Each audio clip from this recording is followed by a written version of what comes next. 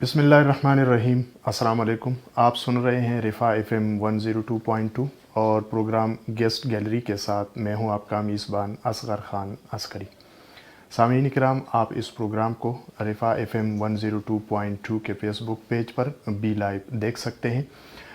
Programme guest gallery میں ہم مختلف شعبہ زندگی سے تعلق رکھنے والی شخصیات کے ساتھ بات چیت کرتے ہیں، گفتگو کرتے ہیں، اور اس پروگرام میں ہم انہی کی کہانی، انہی کی زبانی سننے کی اور آپ تک پہنچانے کی کوشش کرتے ہیں۔ سامعین کرام، آج کے اس پروگرام میں ہمارے ساتھ مہمان ہے رفا انٹرنیشنل یونیورسٹی اسلام آباد کے وائس چانسلر پروفیسر ڈاکٹر انیس احمد صاحب۔ ان سے گفتگو کرتے ہیں اور انہی سے انہی کی کہانی، انہی کی زبانی جاننے کی کوشش کرتے ہیں۔ ڈاکٹر صاحب السلام علیکم۔ وعلیکم السلام ورحمۃ اللہ وبرکاتہ۔ ڈاکٹر صاحب، سب سے پہلے تو آپ کی پیدائش، گھر کا ماحول، والدین، بہن بھائی، اس کے بارے میں ہمیں بتا دیجیے گا۔ جی، میں جس گھرانے میں پیدا ہوا وہ ایک علمی اور تہذیبی لحاظ سے ایک مثالی خاندان کہا جا سکتا ہے۔ میرے والد محترم اللہ ان کی مغفرت فرمائے، وہ مسلم لیگ کے کونسلر تھے، اور جو حضرات تحریک پاکستان سے وابستہ کہے جا سکتے ہیں جی، ان سے ان کے ذاتی مراسم تھے۔ مولانا محمد علی جوہر، مولانا شوکت علی اور دیگر بہت سے زعماء ان کے حلقہ رفاقت میں شامل تھے۔ والدہ محترمہ ان کی مغفرت کرے، انہوں نے انگریزی ذریعہ تعلیم حاصل کی، جس زمانے میں تعلیم خواتین کے لیے بہت آسان نہیں تھی، جی بالکل۔ اور میری اولین تربیت میری والدہ ہی نے کی۔ انگریزی زبان بھی انہوں نے سکھائی، اردو ادب، خاص طور سے شعر و شاعری کے ساتھ تعلق انہوں نے پیدا کروایا۔ صحیح۔ ان کا طریقہ تھا کہ وہ مختلف اقبال کی اور دیگر نظموں کو ترنم کے ساتھ پڑھوا کر کے سنتی تھیں، اور اس طرح سے مجھے شروع ہی سے ایک ادبی ذوق پیدا کرنے کا موقع ملا۔ میرے 4 ہم بھائی تھے۔ سب سے بڑے ایڈمرل ضمیر، انہیں قومی اعزاز سے نوازا گیا، اور ان سے چھوٹے پروفیسر خورشید جو بہت مشہور ماہر معاشیات اور اسکالر کے طور پہ مانے جاتے ہیں، اور ان سے چھوٹے ممتاز جنہیں صحافت سے وابستگی تھی، اور وہ قاہرہ میں PIA کی اوپننگ فلائٹ جس میں کریش ہوئی اس میں ان کی شہادت ہوئی، اور میں سب سے چھوٹا گھر کے اندر۔ اس طرح ہم 4 بھائیوں پر مبنی یہ خاندان رہا، صحیح۔ اور ابتدائی تعلیم جیسے میں نے آپ سے گزارش کی خود والدہ نے کی۔ صحیح۔ اس کے بعد ہائی اسکول، کالج؟ جی، بیشتر تعلیم میری کراچی میں ہوئی، اور سنگھ مدرسۃ الاسلام جو وہاں کا مشہور ادارہ ہے، اور جہاں پر خود قائد اعظم نے بھی تعلیم حاصل کی تھی، قدیم ادارہ ہے بہت، وہیں میں نے اپنی تعلیم کا آغاز کیا، اور اس کے بعد سندھ مسلم کالج اور پھر کراچی یونیورسٹی سے ماسٹرز کرنے کے بعد کراچی یونیورسٹی ہی میں تکمیل ڈگری کے بمشکل 1 ہفتے بعد ہی صحیح۔ میں نے وہاں پہ بطور لیکچرر کے یونیورسٹی کو جوائن کیا، اور 6 سال تک یونیورسٹی میں تدریس کے فرائض انجام دیتا رہا۔ صحیح۔ اس کے بعد مجھے ایک موقع ملا، اور امریکہ کی یونیورسٹی ٹیمپل یونیورسٹی سے ایک اسکالرشپ آفر ہوئی، جس کے لیے میں پھر امریکہ چلا گیا، اور وہاں سے PhD کرنے کے بعد پھر اسلام آباد بین الاقوامی اسلامی یونیورسٹی میں بطور ایک پروفیسر کے واپس آیا صحیح. اور ڈاکٹر یہاں پر صاحب مختلف جی اس کی طرف آتے ہیں، لیکن یہ کہ آپ نے گریجویشن جو ہے وہ فلسفہ اور سائیکالوجی کے مضامین رکھے اور پھر آپ اسلامک ہسٹری کی طرف چلے گئے ہیں ماسٹر میں. تو یہ بڑا فرق ہے، اور آج کل کے دور میں نوجوان بھی شکار ہے، سائنس پڑھے، آرٹس پڑھے، کمپیوٹر سائنس پڑھے، جاب ملے گی نہیں ملے گی. تو آپ کا ذاتی یہ جو ایکسپیرینس ہے کس طرح رہا؟ جی میرا تصور تعلیم کبھی یہ نہیں تھا کہ یہ محض جاب کے لیے ہے، صحیح. اور اسی بنا پر جب فلسفہ اور نفسیات میرے پسندیدہ مضامین رہے تو پھر میں نے محسوس کیا کہ تقابلی مطالعے کے لیے ضروری ہے کہ کسی اور شعبے کو بھی دیکھا جائے. صحیح. چنانچہ اسلامی تاریخ کا شعبہ جہاں مجھے داخلہ ملا کراچی یونیورسٹی میں، صحیح. وہاں میں نے ماسٹرز کیا، اور اس کا فائدہ یہ ہوا کہ مجھے مغربی فلسفہ اور خود نفسیات کے بارے میں بنیادی معلومات ہونے کی بنا پر ایک انٹر ڈسپلنری اپروچ پیدا کرنے کا موقع مل سکا. صحیح. آپ نے 1981 میں بین الاقوامی اسلامی یونیورسٹی میں شمولیت اختیار کر لی، اور ایک اہم فوکس آپ کا یہ رہا کہ دعویٰ اکیڈمی اور دعویٰ اکیڈمی کو کھڑا کرنا وہ ایک بہت بڑی بات ہے. اس کے پیچھے مقاصد کیا تھے؟ کس طرح سے یہ سوچ آپ کے ذہن میں آیا، اور کس طریقے سے آپ نے یہ بیڑا اٹھا لیا اور آج دعویٰ اکیڈمی وہ اس مقام پر ہے کہ جس مقام پر آپ اس کو دیکھنا چاہتے تھے؟ میرا اپوائنٹمنٹ تو ہوا تھا کلیہ اصول الدین میں، جی.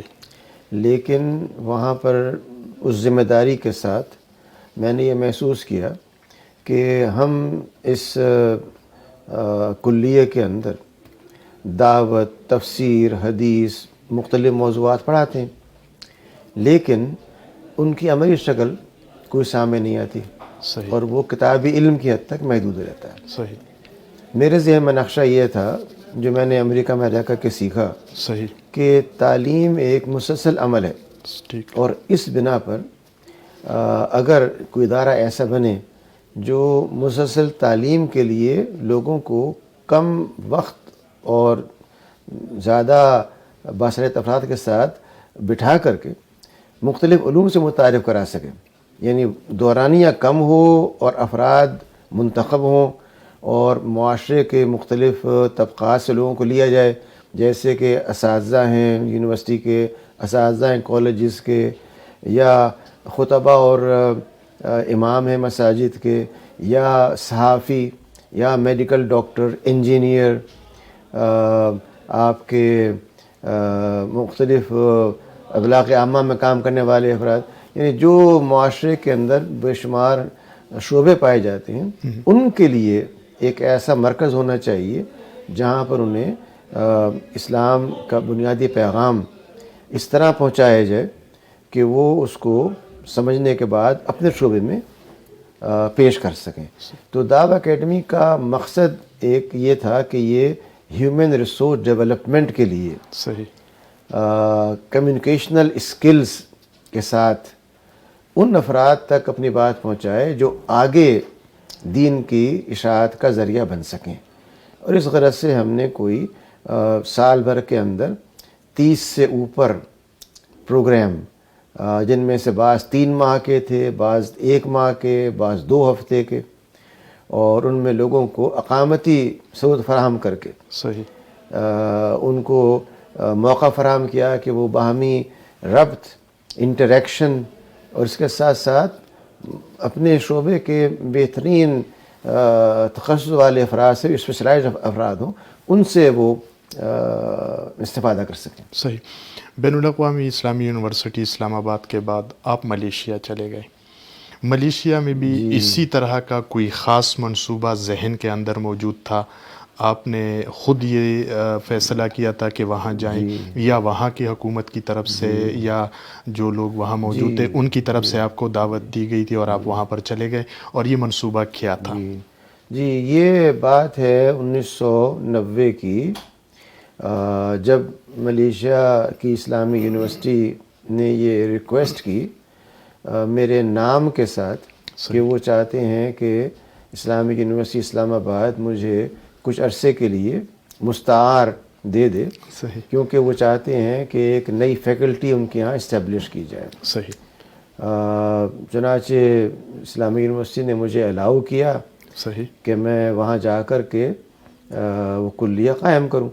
اس کلیہ کا نام تھا کلیہ علوم الوحی و علوم الانسانیہ، ٹھیک faculty of Islamic reveal knowledge and human sciences. صحیح نام کے لحاظ سے بھی یہ کلیہ منفرد تھی کہ اس نام کی کلیہ کہیں اور نہیں پائی جاتی، اور اس کا مقصد یہ تھا کہ جو سوشل سائنسز اور ہیومن سائنسز ہیں، یعنی اکنامکس ہے، پولیٹیکل سائنس ہے، sociology, psychology, communication, literature, Arabic language اور دیگر علوم، ان کو کس طرح سے اسلامی اصولوں کی روشنی پڑھایا جا سکتا ہے۔ ٹھیک یہ اس لحاظ سے ایک بہت بڑا چیلنج تھا کہ میرے امریکہ کے دوران قیام مجھے اللہ تعالیٰ نے توفیق دی کہ ایک ایسی تنظیم قائم کی جائے جس میں کہ مسلم سوشل سائنٹسٹ امریکہ، کینیڈا اور دیگر ممالک سے شریک ہوں، اور وہ اپنے شعبے کے بارے میں اسلامی نقطہ نگاہ سے غور کر کے یہ تحقیق کریں کہ ہم کس طرح سے علوم کی تجدید جدید کر سکتے ہیں، صحیح ریکنسٹرکشن آف تھاٹ۔ اور یہ ہم نے 1972 میں قائم کی ایسوسیشن، میں اس کا بانی سیکرٹری جنرل تھا اور بعد میں اس کا صدر بھی بنا۔ اور یہ تجربہ جو وہاں پہ کیا گیا، میرا خیال تھا کہ جو مجھے دعوت دی گئی ہے ملیشیا میں، اسے ہم وہاں ایک عملی شکل دے سکتے ہیں۔ تو جو ہم نے وہاں پہ ڈیولپ کیا نصاب، اس میں یہ چیز شامل تھی کہ ان مختلف شعبوں کے اندر، مثال کے طور پہ جو شخص پولیٹیکل سائنس میں داخلہ لے رہا ہے، اس کے لیے ضروری تھا کہ وہ اسلامی تاریخ کے شعبے کے اندر بھی کورسز رجسٹر کرے۔ صحیح جس شخص نے داخلہ لیا سوسیولوجی کے اندر، اس کی ضروری تھا کہ وہ شریعہ کے مضامین کو سمجھے اور یہ جانے کہ اسلام نے جو احکامات دیے ہیں معاشرے کے بارے میں، خاندان کے بارے میں، قانون کے بارے میں، وہ کیا ہیں۔ اور یہ ہم نے ڈیفائن کیا کہ کم از کم اتنے کریڈٹ آورز وہ متعلقہ شعبے کے پڑھے گا، اور جب ڈگری مکمل ہوگی۔ اس میں یہ بات بھی شامل تھی کہ اس طرح سے 4 سال پڑھنے کے بعد اس کے پاس یہ انتخاب تھا کہ اگر جو اس کا مائنر ہے، میجر پولیٹیکل سائنس ہے، مائنر ہسٹری ہے، یا میجر سائیکالوجی ہے اور مائنر دعویٰ ہے، تو پھر وہ مزید 2 سیمسٹر کے اندر دعویٰ کے مضامین مزید رجسٹر کر کے 2 ڈگریاں حاصل کر سکتا ہے، ڈبل ڈگری پروگرام۔ تو یہ ایک نیا تجربہ تھا جو ہم نے وہاں پہ کیا، اور آج تک وہ تجربہ وہاں پہ کام کر رہا ہے۔ صحیح ڈاکٹر صاحب، association of Muslim social scientist, آپ نے اس کی بات کی، اس تنظیم کی، اس کے بنانے کے پیچھے جو مقاصد تھے وہ بھی آپ نے بیان کر دیے۔ ملیشیا کے علاوہ اس تجربے کو آپ نے کہیں اور پر، پاکستان کے علاوہ بھی، کیونکہ پاکستان میں اسی کے ساتھ دوبارہ کوشچن کروں گا، تو ملیشیا کے علاوہ کہیں اور بھی اس کا ایکسرسائز ہوا، یا آپ نے خود یا آپ کے ساتھیوں نے، کہ جو اسی طرح سے ابھی سے کامیابی سے چل رہا ہو؟ جی، یہ تجربہ مختلف مقامات پہ ہوا ہے، اور خود امریکہ میں اس وقت بھی ادارہ موجود ہے IIIT کے نام سے، جس نے کوئی 250 مطبوعات اس زاویے سے طبع کی ہیں کہ اسلام کے پہلو کیا ہے ان موضوعات کے بارے میں۔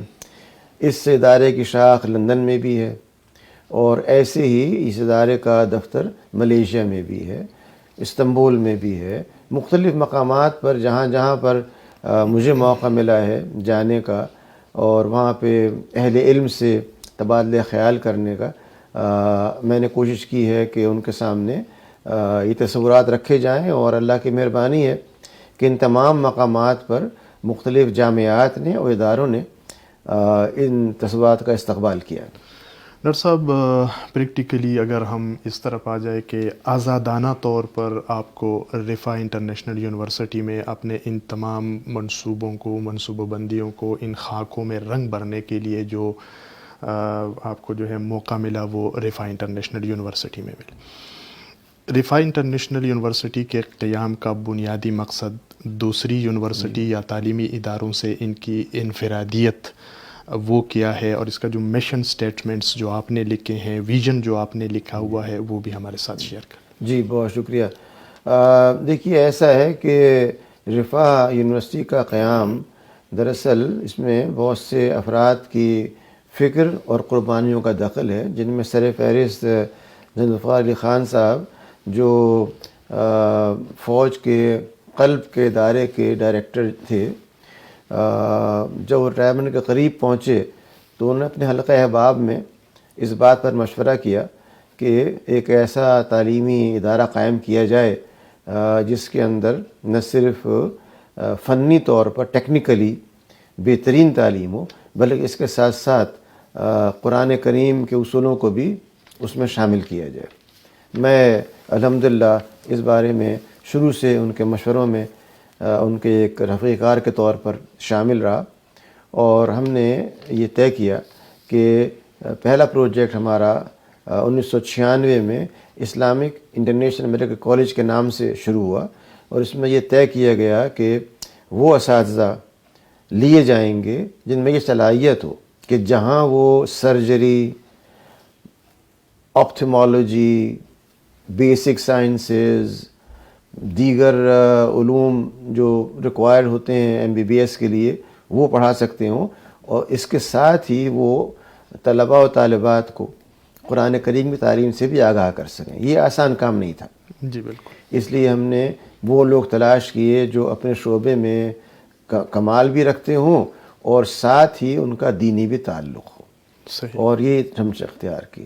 یہ واحد کالج تھا 1996 میں جہاں پر 5 سالہ تعلیم کے دوران قرآن کریم ترجمے کے ساتھ ایک آغاز سے اختتام تک وہ اساتذہ جو خود ان کو دیگر مضامین پڑھا رہے تھے وہ مکمل کرواتے تھے. صحیح. لیکن یہ تجربہ ہم تجزیہ کرتے رہے اور ہم نے سوچا کہ اس کے علاوہ کیا ہونا چاہیے.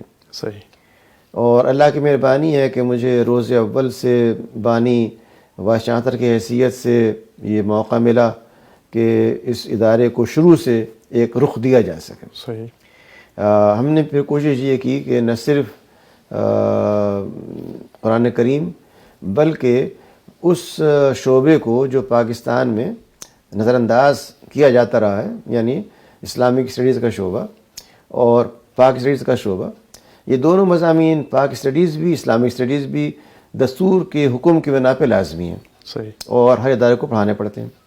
ہم نے اس کے نصاب کو تبدیل کیا اور اس میں اضافہ کیا، اور اضافہ یہ کیا کہ اسلامیات میں بجائے محض کلمے یاد کرانے کے قرآن کریم کی اخلاقی تعلیمات الفاتحہ سے الناس تک کہ کیا کیا اخلاقی احکامات ہیں ان پہ کیسے عمل کیا جائے، اس پر مبنی ایک پورا نصاب تیار کیا.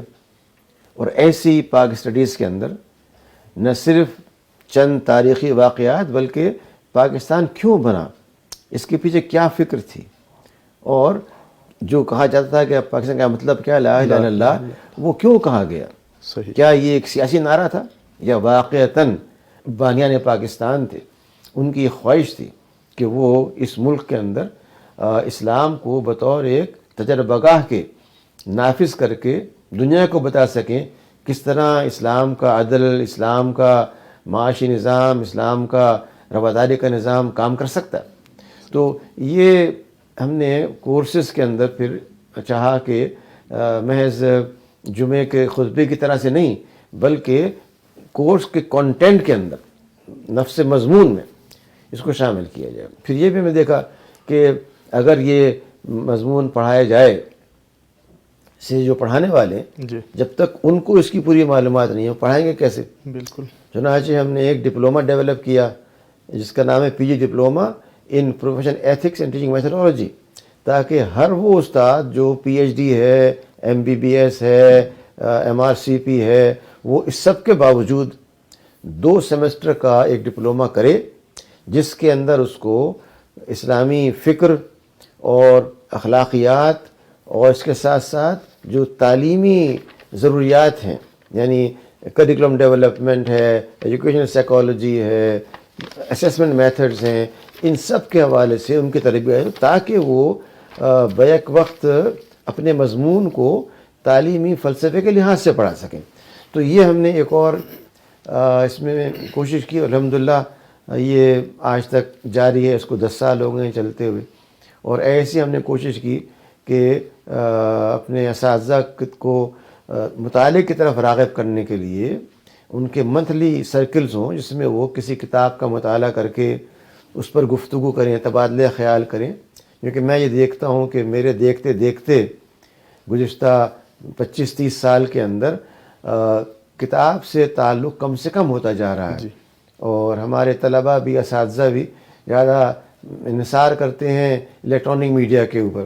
ویکیپیڈیا ہو یا کوئی اور ذرائع ہوں، ان سے وہ معلومات لے کر کے آن لائن چیزیں حاصل کر کے سمجھتے ہیں کہ ہم لوگوں کو تعلیم دے سکتے ہیں.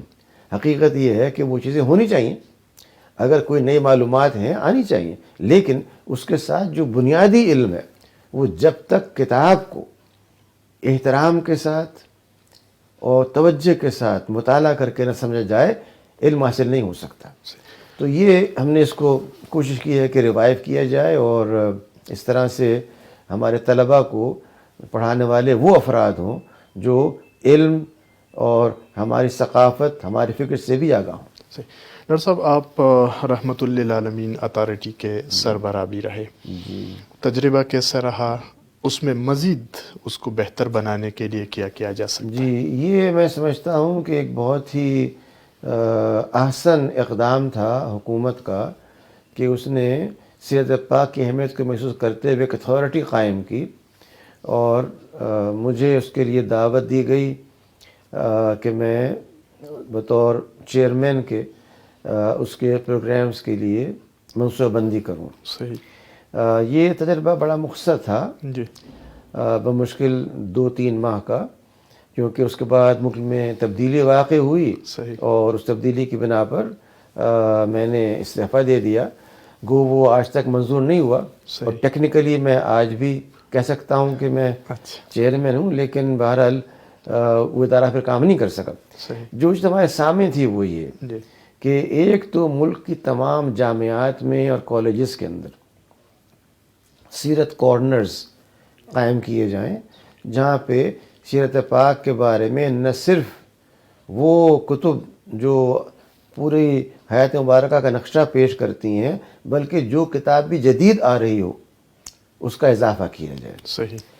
دوسرے، جو ہمارے نظام تعلیم ہے اس کے اندر سیرت پاک کو بطور ایک مستقل مضمون کے شامل کیا جائے. صحیح. میں یہ سمجھتا ہوں کہ ہماری قوم کا بنیادی مسئلہ کریکٹر لیسنس ہے. صحیح. بے کرداریت. ہمارا کوئی کردار آج تک قومی پیدا نہیں ہو سکا.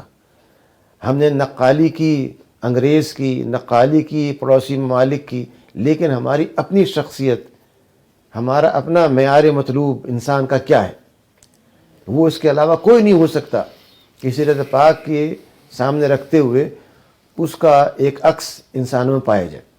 یہ اسی وقت ہو سکتا ہے جب یہ بطور ایک مستقل مضمون کے تنقیدی نگاہ سے پڑھایا جائے.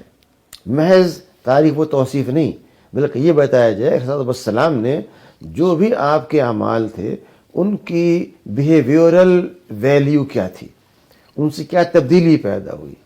اگر آپ نے گفتگو کرتے وقت نرم آواز اور مسکراہٹ کے ساتھ بات کی ہے، کیوں کی ہے؟ صحیح. ہم کیوں یہ نہیں کر سکتے؟ صحیح.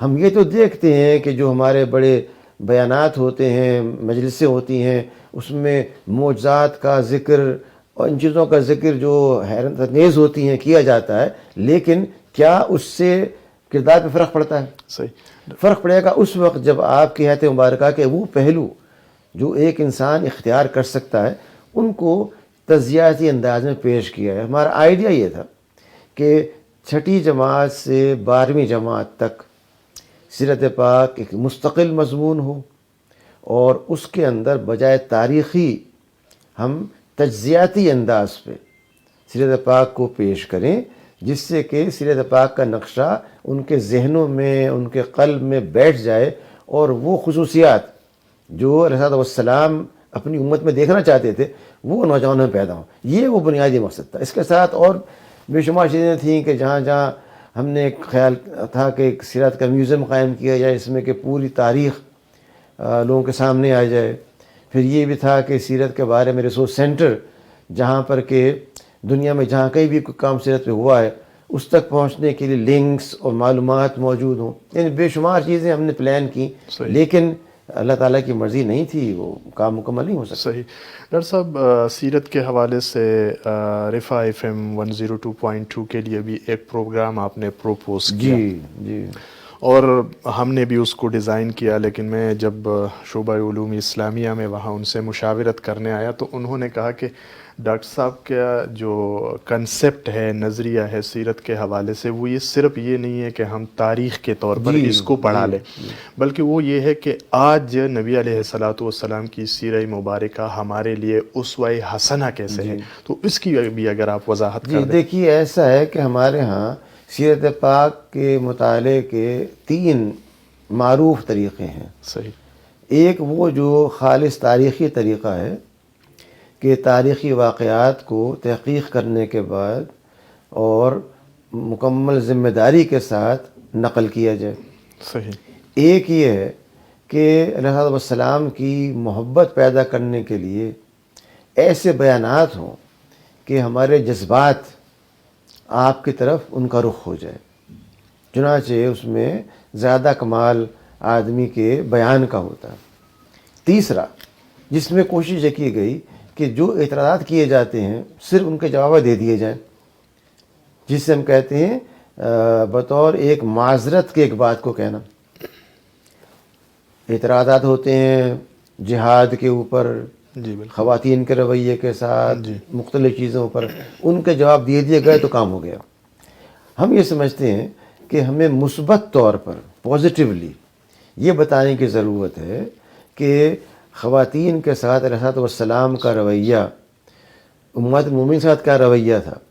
اگر امہات المومنین نے کبھی آپ کے دہن مبارک سے ایک سخت لفظ نہیں سنا، صحیح، اور ہمارے معاشرے میں بیوی کو جس طرح چاہیں آپ پکار لیں، جھٹکا اس کو دھتکار دیں، کچھ بھی کر دیں، کسی کو پرواہ نہیں ہوتی، تو کیا یہ سیرت پاک کی پیروی ہے؟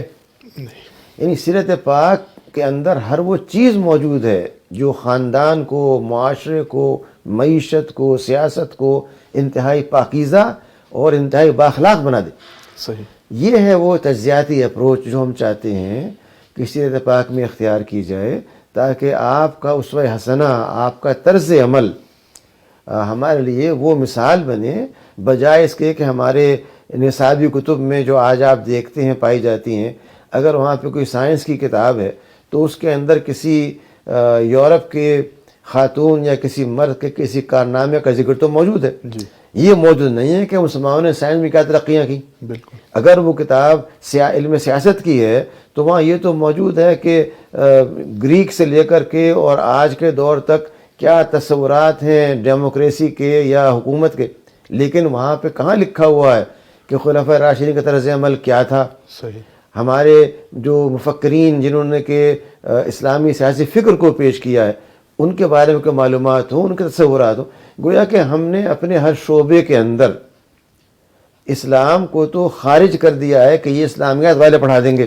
صحیح. ہمارا کام نہیں. صحیح. اسلام تو ہر شعبے سے وابستہ ہے. صحیح. اس لیے ہم یہ سمجھتے ہیں کہ سیرت پاک کو بھی بجائے محض چند واقعات کے تاریخی طور پر بیان کرنے کے وہ شوق سے بیان کیے جائیں. صحیح. مجھے کچھ میں اعتراض نہیں ہے، لیکن میں یہ سمجھتا ہوں کہ رفاع کو اور خاص طور پہ جو شعبہ سیرت سے متعلق ہو، اس کا کام یہ ہونا چاہیے کہ وہ سیرت پاک کے عملی پہلوؤں کو، جو آج ہمارے معاشرے کو اس بدبودار ماحول کے مقابلے میں ایک انتہائی معطر اور پاکیزہ ماحول بنا سکتے ہیں، ان واقعات کو لایا جائے. کیونکہ سیرت پاک ہی تھی جس نے کہ اس غلاظت کو جو قبل اسلام پائی جاتی تھی تبدیل کر دیا گلستان کے اندر. صحیح. ان کو تبدیل کر دیا، ان کے کردار کو، ان کو بجائے جہالت کے علم سے نوازا. تو یہ جو سیرت پاک سے ڈاکٹر صاحب، حال ہی میں آپ نے سورہ الفاتحہ اس حوالے سے آپ نے ایک کام کیا ہوا ہے، اس کی بھی تھوڑی سی وضاحت، اور دوسرا یہ ہے کہ ایک انگریزی میں ہے وہ، تو اس کو اردو میں کب؟ یہ ایک بہت ہی طویل سفر ہے. یہ کوئی 30 سال پہلے کسی خاتون نے مجھے خط لکھا. اس زمانے میں صرف پی ٹی وی ہوتا تھا، جی بالکل. اور اس پر وہ میرے سوال جواب کی ایک نشست ہوتی تھی، صحیح. اور مختلف چیزیں ہوتی تھیں ریگولر تقریباً. تو اس نے خاتون نے یہ لکھا کہ میں یہ چاہتی ہوں کہ آپ نوجوانوں کے لیے انگریزی میں قرآن کریم کے پیغام کے بارے میں کچھ ایسی لکھیں جس سے کہ وہ اس کے پیغام سے آگاہ ہو سکیں. صحیح. اور یہ پروجیکٹ چلتا رہا. اسلامی یونیورسٹی کے اندر، ملیشیا میں، یہاں یونیورسٹی میں مصروفیات جاری رہیں. آخر میں نے سوچا کہ زندگی بڑی محدود ہے انسان کی، ایک لمحے کو مجھے خبر نہیں کب تک زندہ ہوں، بالکل. تو اسی میں کام کرنا پڑے گا، کوئی اور وقت نہیں ملے گا.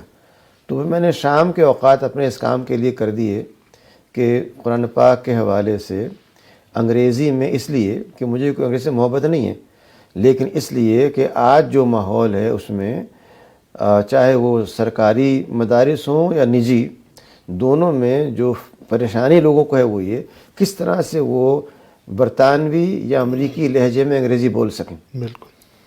اور یہی چیز ان کے سوشل میڈیا میں، یوٹیوب پر ہر جگہ پائی جاتی ہے. تو ایسے بچوں کے لیے اگر آپ انہیں فصیح اردو کے اندر کوئی چیز لکھیں گے، کیا ان کے کسی کام کی ہے؟ اس لیے میں مجبوراً اس طرح متوجہ ہوا کہ انگریزی زبان میں انتہائی آسان الفاظ کے ساتھ قرآن کریم کے پیغام کو پہنچایا جائے. چنانچہ یہ ایک مقالہ جو الفاتحہ پر لکھا گیا انگریزی میں اور طبع ہوا ہے برطانیہ سے، اس کا مقصد یہی تھا کہ، اور اب الحمدللہ سورہ البقرہ کی تکمیل ہو چکی ہے، وہ پریس میں ہے، وہ چند مہینوں میں آ جانی چاہیے انشاءاللہ. تو یہ سلسلہ ایک طویل سفر ہے جو اللہ کی مرضی جب تک ہے اس وقت تک جاری رہے گا. میں نے تو اپنی شام کے اوقات صرف اسی کام کے لیے مخصوص کیے ہوئے ہیں، اور یہاں سے جا کر جو وقت ملتا ہے وہ اسی کام پہ لگاتا ہوں. اس میں ظاہر ہے انتہائی ذمہ داری کی بات ہے قرآن کریم کے حوالے سے کوئی بات لکھنا، اور بہت سوچنا پڑتا ہے لکھنے سے پہلے کہ الفاظ کیا ہوں، اس کی کیا بندش ہو، اس میں کیا چیز کہی جائے. تو یہ ایک بہت ہی ذمہ داری کا کام ہے، اور میں سمجھتا ہوں اللہ تعالیٰ کی توفیق سے جتنا وہ چاہے گا کام کروا لے گا. صحیح. ڈاکٹر صاحب، چونکہ آپ قیام پاکستان، بانیان پاکستان، یوں سمجھ لیجیے گا کہ آپ ایک چشمدید گواہ ہے، دینی شخصیات بھی. تو بانیان پاکستان میں جس سے آپ متاثر ہو، دینی شخصیات میں جس کے آپ کی شخصیت پر اثر ہو، اور وہ کیوں؟ شخصیت پہ اثر تو تجزیہ طلب کام ہے، اور بہت سوچنے کے بعد ہی ہو سکتا ہے، کیونکہ غیر محسوس طور پہ شاید ہی کوئی فرد ہو جو کسی سے کوئی بات سنے یا دیکھے اور اس کے اثرات پیدا نہ ہوں. اس میں کسی کا ذاتی کمال نہیں ہے، بلکہ اللہ سبحانہ و تعالی جس فرد کو جس سے چاہتے ہیں فائدہ پہنچا دیتے ہیں. اس لیے یہ کہنا بڑا مشکل ہے، لیکن میں سمجھتا ہوں کہ میرے والدین کا سب سے زیادہ دخل ہے میری شخصیت کے اندر. والدہ محترمہ کا، والد صاحب کا جو ایک علمی شخصیت تھے، اور ایسے ہی ان افراد کا جو ان کے حلقہ احباب میں یا جو اس علمی حلقے میں تھے جس سے ان کا تعلق تھا، اور بچپن سے ان لوگوں سے ملنے کا، ان کی گفتگو سننے کا اتفاق رہا، جس کے اندر مولانا مفتی محمد شفیع صاحب، مولانا ابواللہ مودودی صاحب، امین حسن اصلاحی صاحب، اور بہت سے حضرات جو ہمارے ہاں دینی علوم کے ماہر کہے جاتے ہیں. اور بعد کے ادوار میں جب میں اسلامی یونیورسٹی میں تھا تو محترم پیر کرم علی شاہ صاحب اور بہت سے ایسے حضرات، مولانا شہد الدین رفاعی صاحب، مولانا کاکا خیل صاحب جو بہت اسلامی یونیورسٹی کونسل کے رکن بھی تھے، سیاح الدین کاکا خیل صاحب، یعنی اور بہت سے حضرات جو ہمارے ملک کے بہترین علماء شمار کیے جاتے ہیں، ان کے ساتھ ذاتی طور پہ ملنے کا اور جب تک میں اسلامی یونیورسٹی میں رہا ان کو انوالو کرنے کا، صحیح، یعنی ہم نے مفتی نعیمی صاحب، مولانا مالک صاحب کاندھلوی کو اور دیگر افراد کو دعوت دی کہ وہ آ کے مشاورت میں شامل ہوں، اور ان کے مشورے سے ہم نے بہت سے کام کیے. صحیح. تو اس بنا پر شاید ہی کوئی ملک کے نامور شخصیت ہو جس سے میرا ذاتی ربط نہ رہا ہو. صحیح. تحریک پاکستان کے بھی بہت سے افراد سے قریبی ربط رہا، خاص طور سے اشاق قریشی صاحب جو تحریک پاکستان کے بانیان میں سے تھے، اور ان کے علاوہ مولانا ظفر احمد انصاری صاحب جو بہت مشہور شخصیت تھے، اور ان کے علاوہ بقیہ حضرات جو کراچی میں ہوتے تھے یا ان سے تعلقات تھے. تو اللہ کی مہربانی سے یہ میں ان سے استفادہ کرتا رہا. صحیح. ڈاکٹر صاحب، آج کا نوجوان، خصوصاً کالج یونیورسٹی کا نوجوان، اور جدید دور، انفارمیشن ٹیکنالوجی کا دور، انفارمیشن کا دور، انٹرنیٹ کا دور، آپ کے ذہن میں اس وقت بھی اس حوالے سے بھی کچھ ہے کہ آج کے نوجوان کو ان تمام چیزوں کو، چاہے وہ سوشل میڈیا ہے، چاہے وہ جدید ٹیکنالوجی ہے، اس کے استعمال کو کس طرح سے وہ، یعنی اس میں ایک میانہ روی ہو، اعتدال جو ہے وہ پیدا ہو، خصوصاً یونیورسٹی اور کالجز کے طلباء کے لیے؟ جی، یہ جو آپ نے بات کہی ہے بڑی اہم ہے اس لحاظ سے کہ ہم جس دور میں ہیں اس میں محض یونیورسٹی کالج کے طلباء نہیں بلکہ اسکول کے بچے جو بمشکل دوسری جماعت میں ہوں، تیسری جماعت کے اندر ہوں، ان کو بھی اب یہ عادت پڑ رہی ہے کہ وہ اپنے آئی پیڈ کے ذریعے، موبائل کے ذریعے معلومات حاصل بھی کریں اور اس کا استعمال کریں. اور کوئی بھی ذرائع معلومات جو اس وقت ابلاغ عامہ کے پائے جاتے ہیں وہ زہر سے خالی نہیں ہیں. وہ معلومات سائنٹیفک ہوں یا وہ سوشل سائنسز کی ہوں، ہر جگہ یہ زہر موجود ہے کہ ان کے اخلاق کو کس طرح سے ختم کیا جائے، ان میں سے اجتماعیت کو کیسے ختم کیا جائے، انہیں کیسے ایک فرد بنا دیا جائے، انفرادیت پیدا کی جائے. یہ پورا ایک رجحان ہے ابلاغ عامہ کا، تعلیم کا، ہر چیز کا. اور یہ الیکٹرانک میڈیا کے ذریعے سب سے زیادہ مؤثر ہو رہا ہے. اس بات کی ضرورت ہے کہ ہم اس آلے کو مثبت کام کے لیے استعمال کریں. اگر آپ سارے موبائل کہیں پر دفن کر دیں کام نہیں ختم ہوگا. جی بالکل. نئے موبائل آ جائیں گے. اس لیے ہونا یہ چاہیے کہ آپ موبائل کو مشرف اسلام کریں اور اسے بتائیں کہ اس کے اندر سے وہ چیز نکلے جو اخلاق کو بہتر بنانے والی ہو بجائے خراب کرنے والی. اور یہ کام جو کرنے کا ہے اس میں جامعات، اس میں تربیتی ادارے جو کردار سازی کرنا چاہتے ہوں، ان سب کا بنیادی دخل ہے. اور میں سمجھتا ہوں کہ نہ صرف یونیورسٹیز بلکہ کالجز اور اسکولز، ان سب میں اس بات کی ضرورت ہے کہ اس زاویے سے اساتذہ میں سے ان لوگوں کو جو یہ رجحان رکھتے ہوں خاص تربیت دی جائے، اور وہ درسی کتب کے اندر اور ایسے لیکچرز جو آن لائن اویلیبل ہوں ان کے ذریعے اخلاقی بنیاد پر سیاست کا مطلب کیا ہے، معیشت کا مطلب کیا ہے، معاشرت کا مطلب کیا ہے، بین الاقوامی تعلقات کا مطلب کیا ہے، دفاع کا مطلب کیا ہے، ان تمام چیزوں کو اسلامی اخلاقیات کی روشنی میں نئے سرے سے مرتب کریں، اور وہ پھر ہماری ٹیکسٹ بکس بنے، وہ ہمارا ذریعہ معلومات بنے. تو یہ ایک خاموش تعلیمی تہذیبی انقلاب ہے جو بآسانی کیا جا سکتا ہے. صرف آغاز کرنے والوں کی ضرورت ہے، پھر لوگ چاہتے جاتے ہیں، کارواں بنتا جاتا ہے. بہت شکریہ ڈاکٹر صاحب رفاع FM 102.2 کو وقت دینے کا. انشاءاللہ مختلف موضوعات کے اوپر آپ کے ساتھ جو ہے وہ گفتگو انہی پروگرامات میں چلتی رہے گی. سامعین کرام، پروگرام جو ہے آپ رفاع FM 102.2 پر سن رہے ہیں. اسی کے ساتھ ہی آپ اس پروگرام کو رفاع FM 102.2 کا جو فیس بک پیج ہے آپ اس پر اس کو براہ راست بھی دیکھ سکتے ہیں. آپ سنتے رہیے گا رفاع FM 102.2 اور اپنے میزبان اصغر خان عسکری کو اجازت دیجیے. اللہ نے کہبان.